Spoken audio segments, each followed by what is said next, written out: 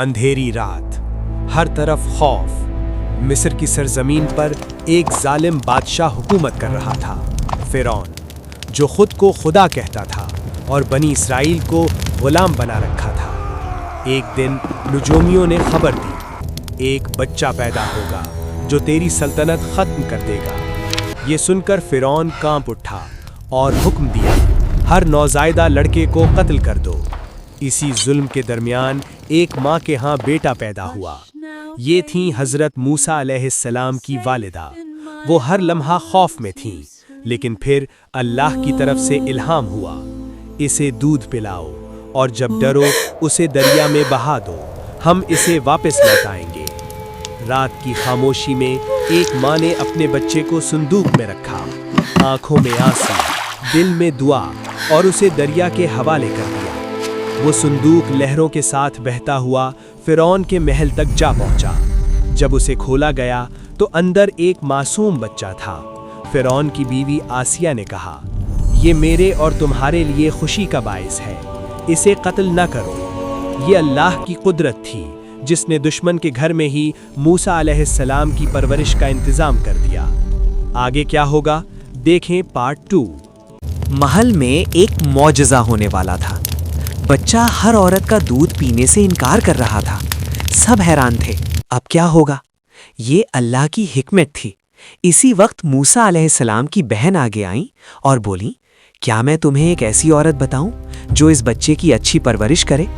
یوں اللہ نے ماں کو دوبارہ اس کے بچے سے ملا دیا۔ حضرت موسیٰ علیہ السلام اپنی ہی ماں کی گود میں پلنے لگے، لیکن فرعون کے محل کے خرچ پر۔ وقت گزرتا گیا، موسیٰ علیہ السلام جوان ہونے لگے، اور ایک دن شہر میں ایک بڑا واقعہ پیش آیا۔ انہوں نے دیکھا ایک اسرائیلی اور ایک مصری آپس میں لڑ رہے ہیں۔ اسرائیلی نے مدد کے لیے پکارا، موسیٰ علیہ السلام نے ایک مکہ مارا اور وہ مصری وہیں مر گیا۔ یہ ایک حادثہ تھا، لیکن اب موسیٰ علیہ السلام خطرے میں تھے۔ آگے کیا ہوگا دیکھیں پارٹ 3۔ ایک مکہ اور ایک جان چلی گئی۔ موسیٰ علیہ السلام گھبرا گئے اور فوراً دعا کی، اے اللہ، میں نے غلطی کی، مجھے معاف فرما۔ اللہ نے انہیں معاف کر دیا، لیکن خطرہ ابھی باقی تھا۔ اگلے دن وہی اسرائیلی پھر لڑائی میں تھا۔ موسیٰ علیہ السلام نے اسے روکنا چاہا تو اس نے کہا، کیا تم مجھے بھی مار دو گے جیسے کل ایک شخص کو مارا تھا؟ یہ بات پھیل گئی اور خبر فرعون تک پہنچ گئی۔ اب موسیٰ علیہ السلام کی جان خطرے میں تھی۔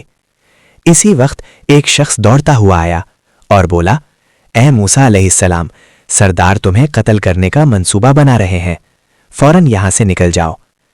یہ سن کر موسیٰ علیہ السلام فوراً مصر سے نکل پڑے، اکیلے، بغیر کسی سامان کے۔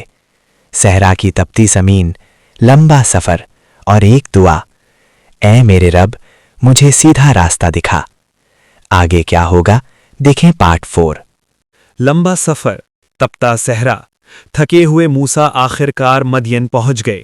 وہاں ایک کنویں پر لوگوں کا ہجوم تھا، سب اپنے جانوروں کو پانی پلا رہے تھے، لیکن ایک طرف 2 لڑکیاں کھڑی انتظار کر رہی تھیں۔ موسیٰ نے پوچھا، تم کیوں کھڑی ہو؟ انہوں نے جواب دیا، ہم اس وقت تک پانی نہیں بھر سکتی جب تک یہ لوگ چلے نہ جائیں، اور ہمارے والد بہت بوڑھے ہیں۔ یہ سن کر موسیٰ آگے بڑھے اور اکیلے ہی ان کے جانوروں کو پانی پلا دیا۔ پھر ایک درخت کے سائے میں جا بیٹھے اور عاجزی سے دعا کی، اے میرے رب، میں اس خیر کا محتاج ہوں جو تو مجھ پر نازل کرے۔ کچھ دیر بعد ان میں سے ایک لڑکی شرماتے ہوئے آئی اور بولی، میرے والد آپ کو بلاتے ہیں تاکہ آپ کو آپ کی مدد کا بدلہ دیں۔ یہ تھا ایک نیا آغاز جہاں موسیٰ کی زندگی بدلنے والی تھی۔ آگے کیا ہوگا دیکھیں پارٹ 5۔